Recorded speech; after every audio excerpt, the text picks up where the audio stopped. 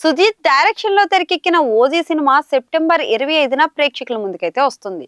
OG సినిమాపై భారీ అంచనాలైతే ఉన్నాయి. ఇదిలా ఉంటే present Pawan Kalyan mass director Harish Shankar direction లో ఉస్తాద్ భగత్ సింగ్ సినిమా చేస్తున్న విషయం తెలిసిందే.